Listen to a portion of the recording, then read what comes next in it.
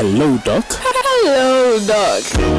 Great conversations and education on relevant health issues management. Hello, Doc. Hello, Doc. Make a date with our health professionals on the drive with the area gang. Mondays 2:45 to 3 p.m. Hello, Doc. Hello, Doc. Hello, Doc.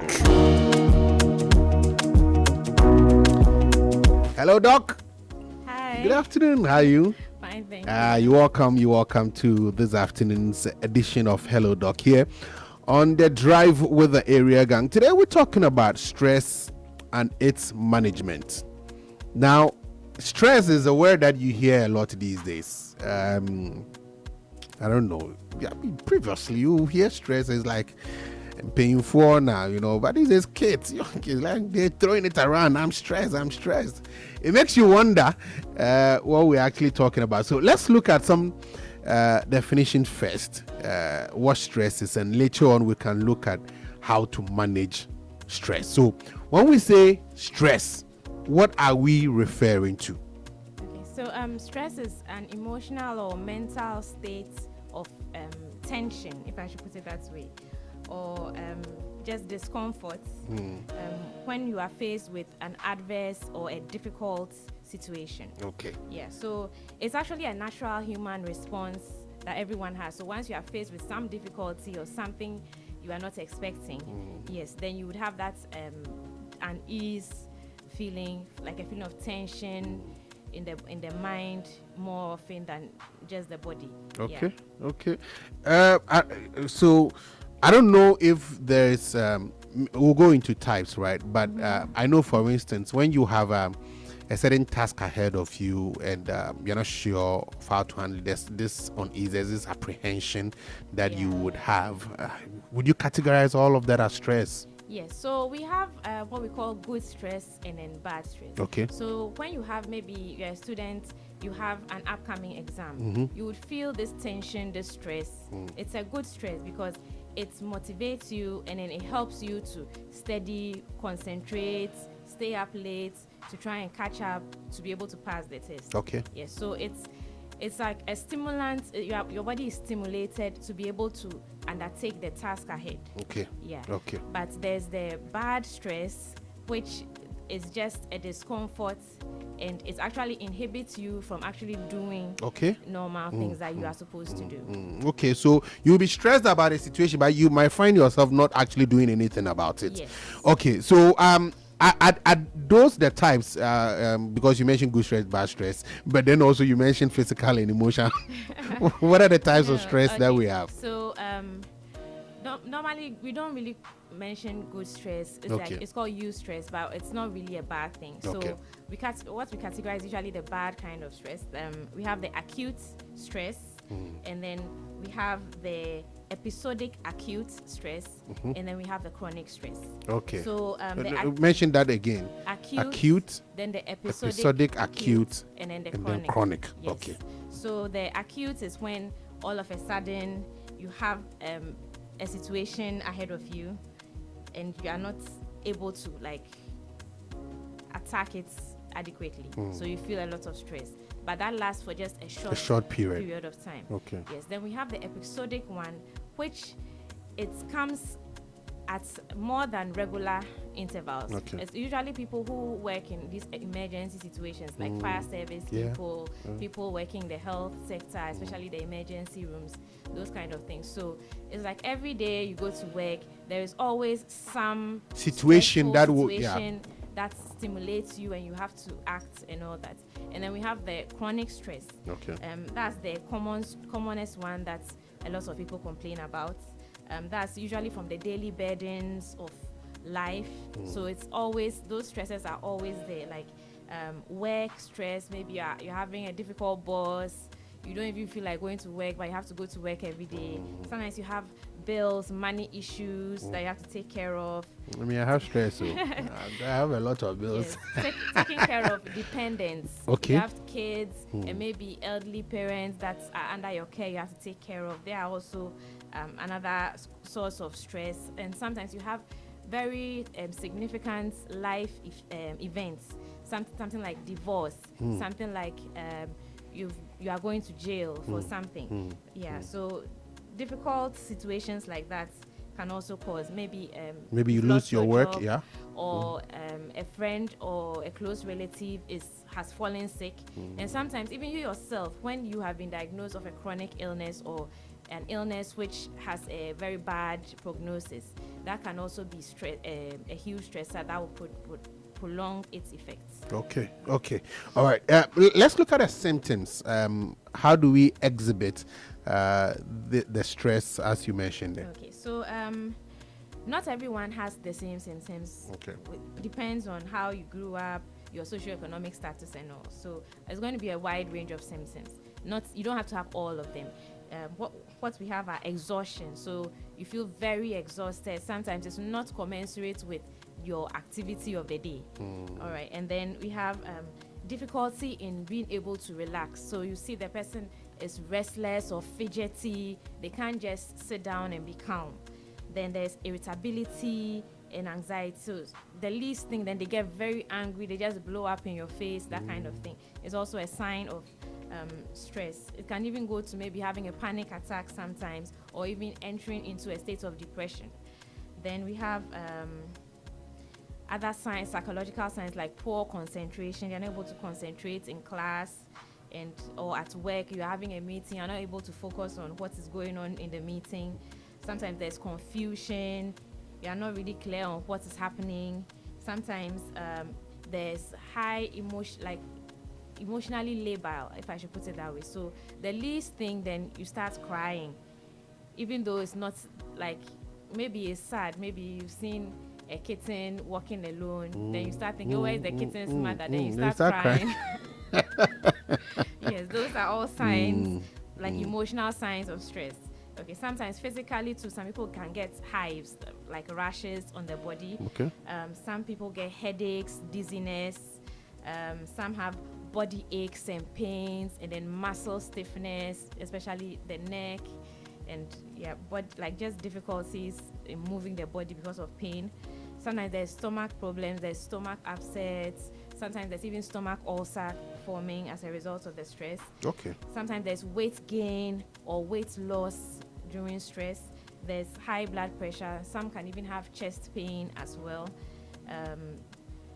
Changes in appetite. Sometimes they don't feel like eating at all, or sometimes they eat a lot excessively.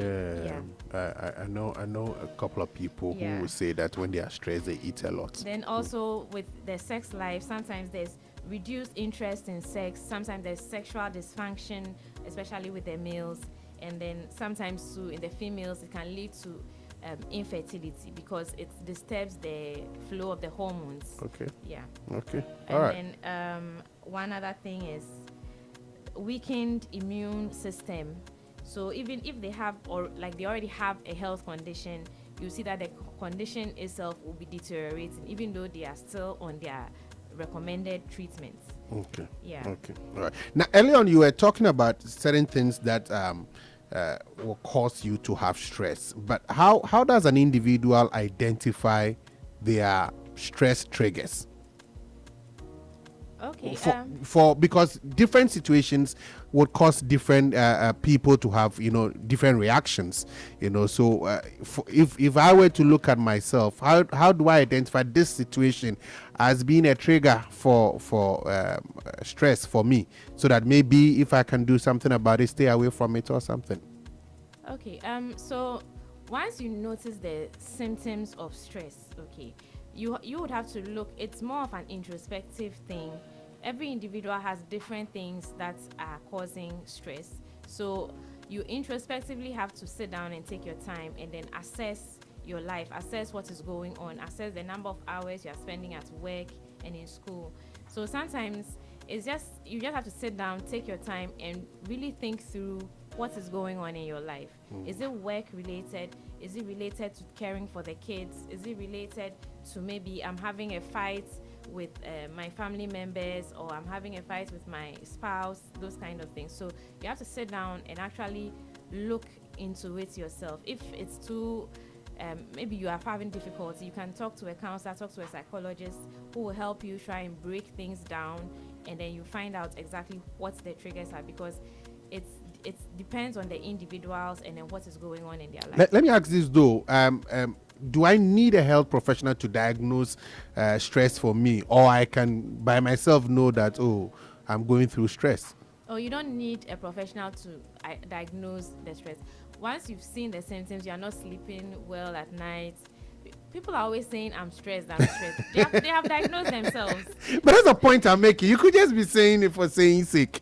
Or no, once you are saying it, you don't just leave it at that. You have to now think about it. So I'm feeling stressed. Why am I feeling stressed? You have to take the time to actually think it through and then try and then pinpoint what it is. Is it your bills that you are not able to pay?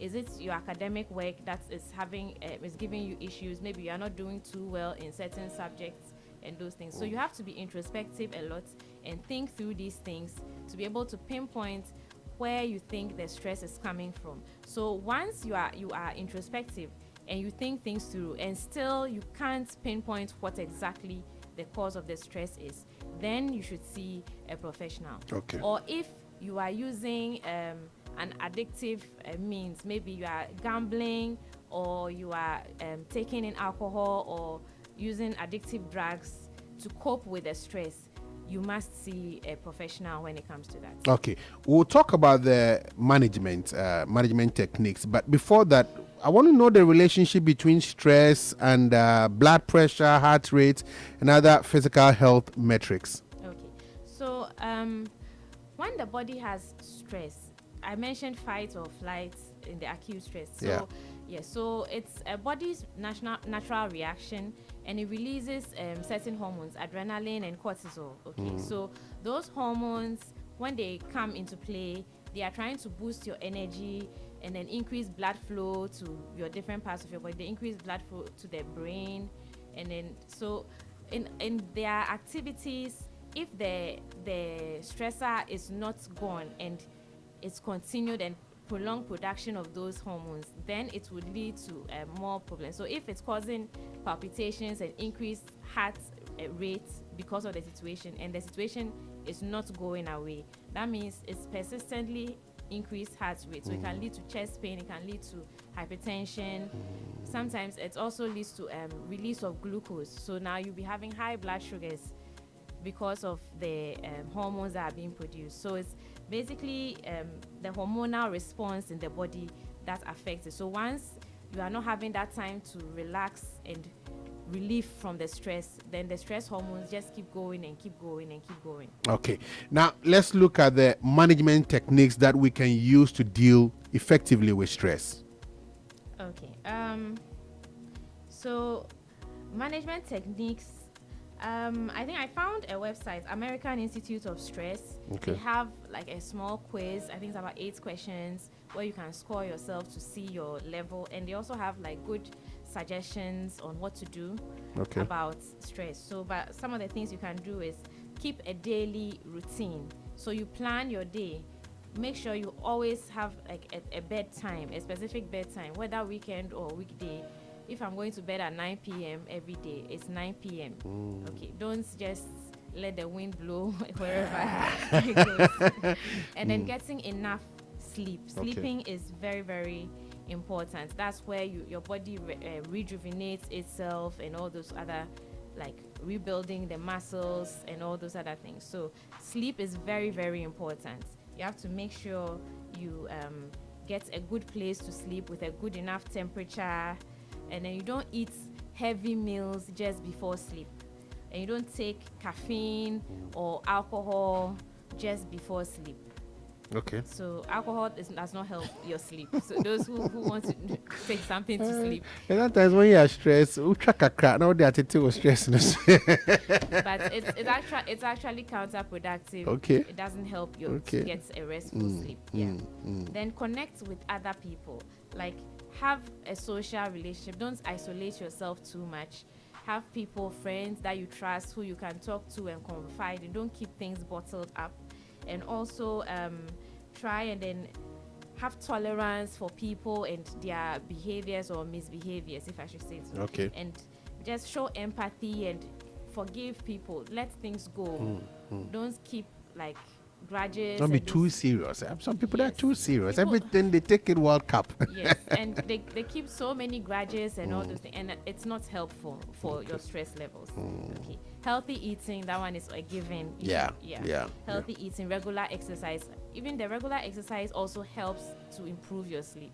Okay. Yeah. Okay. So you should exercising during the day will help. Not exercise immediately before sleep. that might not be helpful. But during the day, just walking for 30 minutes a day also helps with stress. Okay. Then focus on improving yourself. So you have to look into improving your life, emotional intelligence, those kind of soft skills to help yourself to be able to identify when something is going wrong emotionally, and then you can quickly remove yourself from situations that are unhelpful. Okay. Yeah. Okay. All right.